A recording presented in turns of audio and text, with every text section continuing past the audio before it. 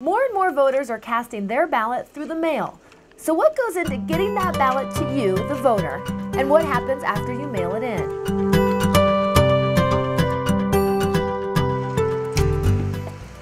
Ballots are printed by El Paso County's vendor as well as nightly in-house by staff. Thanks to advances in technology, our office has been able to use our ballot on demand printers to have ballots available at all of our office locations versus having them available at just one location, which we've done in the past. Ballots are then placed in the mail.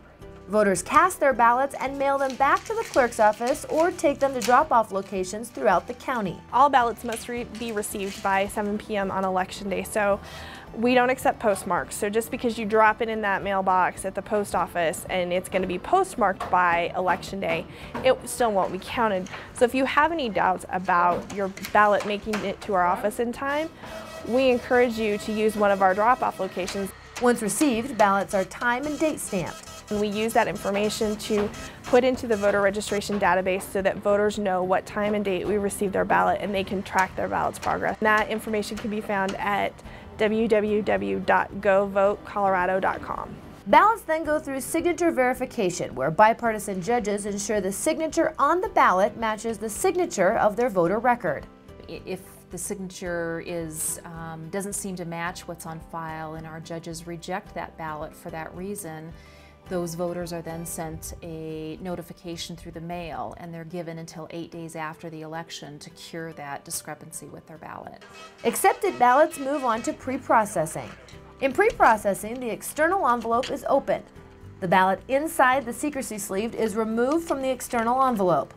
The ballot is removed face down from the secrecy sleeve, and the ballot stub is removed from the ballot.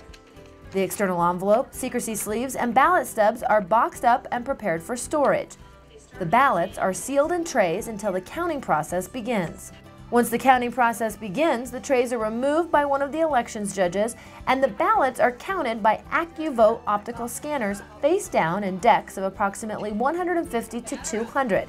Sometimes a ballot is unable to be counted. That could be a situation where a person was sent a mail ballot and maybe they've gotten food on their ballot, so it's created an issue. Maybe it's been torn, maybe it's been chewed up by a dog, maybe there's a situation where they've spilled coffee on it. These ballots are duplicated by a bipartisan team of duplication judges who follow the Secretary of State's rules to determine voter intent using the Voter Intent Guide.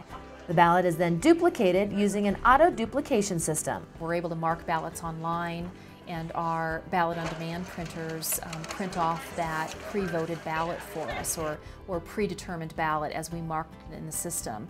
And then we've got checks and balances throughout the process, so our election judges will confirm and verify that that ballot is marked with the intent of the voter in mind.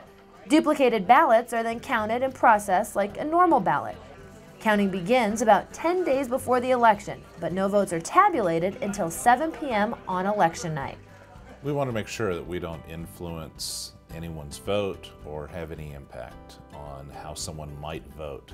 And so, although we do a lot of counting ahead of time and run it through the machines, we're doing those face down, and then we don't actually run the report and post that until after 7 p.m. on election night. At about 7:15 p.m. on election night, the first wave of results are available at car.elpasoco.com and updated every hour until the results are final. Making sure that every vote counts and every vote counts accurately, but that only those votes count for people who are eligible to vote is the critical part of what we do.